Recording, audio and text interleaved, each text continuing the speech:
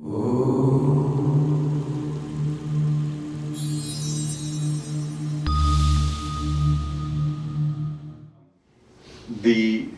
usual transition is once it leaves the body, the first experience for the soul is feeling lightness, completely unburdened, light. But it still carries the personality, the constitution, the character, and the unfulfilled desire, which will become karma for the destiny, the seed for destiny for the next life.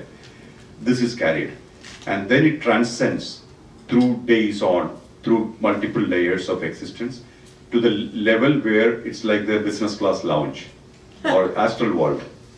Yeah, astral world. That's a place where it stays and recollects all that happened in the past, like a fast forward film. And then it chooses, I have this many karmas or this many desires pending. How will I fulfill them? The usual completion of karma is fulfillment. The seed of karma is desire. If you have unfulfilled desire, that becomes karma. Right? Unfulfilled desires become karma. And how can you exhaust karma? Fulfillment. Yeah. So this is the usual. That another way also, you can transcend or go beyond the karma. That means you grow above it, where this is not important. Like your bicycle was very important until you bought the motorcycle. Then the bicycle is not important anymore. So you transcend into something higher. So the lower becomes, bicycle is not lower, I'm just giving an example. So it becomes not so significant. In that mode, you can exhaust karma. Means exhaust in the sense, it drops off. It drops off. So that is the time there are a lot of astral masters, just like masters on earth, who guides people. They talk to you and they tell you, look here, this is all what you experienced with your incarnation in that life. Would you like to take another life? So that time, you say all these things I would like to experience. And I committed to these people, which are the soul mates, that I will come back to experience a relationship more on this plane. That time, they say, okay, in that case, you can proceed. And there's nobody saying you should go or you should not go. This is your choice. And again, as I said, the triggering factor is the soul. You know, the soul triggers the journey. But soul is not determining the journey. And soul doesn't care. Soul doesn't care about your desires. It just helps your journey. Just like petrol doesn't care about your destination. But petrol is essential for your journey. Just like that. The soul comes with you. And then you choose the womb which can help you to achieve all the things which you have mentioned in your shopping list. Right? These are the experiences I would like to experience with this incarnation. And that's laid out on time. Linear to time. Every moment, every day, every year, every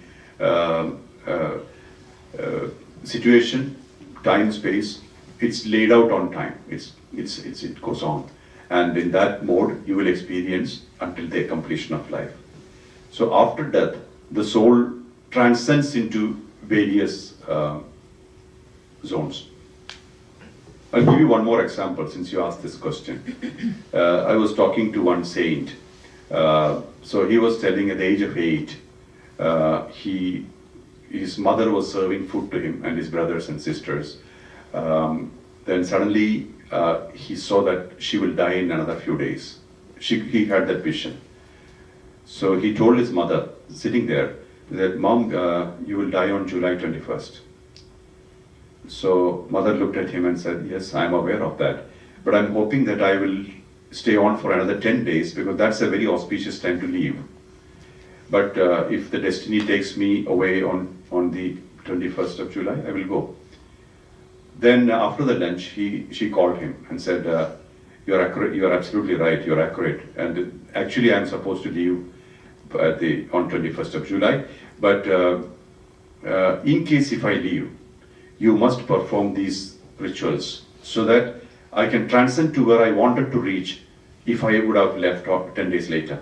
You know? So, and he said, but I'm only 8 years old, who will listen to me? Then she said, yes, it's a problem, but you must convince the priest that these rituals are essential. Priests will do the usual regular rituals after death, but that's not enough. I would like to transcend much faster to this plane and within this time. So then he said, Mom, on one condition, you must let me know that you've arrived. Can you? So she said, it's difficult. Once I transcend to that plane, to come back and tell you is difficult. But some way I will convey it. Okay. And as they talked, she died on 21st of July. And he somehow convinced the priest that it was his mother's wish to do all these extra rituals. So they said that these things are not performed normally. Who said this to you? So he said, my mother had told me before she left that these are the things to be done. So somehow they got convinced and they did all these things. So, and they had to do these rituals over 11 days or something. And on 13th day, final ritual was done. Means there is a gap between, and 11 days means it's over 13 days completed. Some days they don't do anything. 13th day, the final ritual was done, and they put everything in the fire. That time, the bell rang, and a male voice said, I've arrived, or reached, or something like that. So he was saying that she did convey the message that everything is done well, and the moment she left the body, then the gender also became invalid. The voice he heard was a male voice. It's not his mother's voice. But somehow the message was conveyed. It may not have been her at all. It could be something else. But there is a reason for all these things. See, the whole tapestry of existence has a lot of intricacy. The moment you become subtle, you start seeing all this. You know, you start seeing the lives. That is why I constantly say non-violence, you know.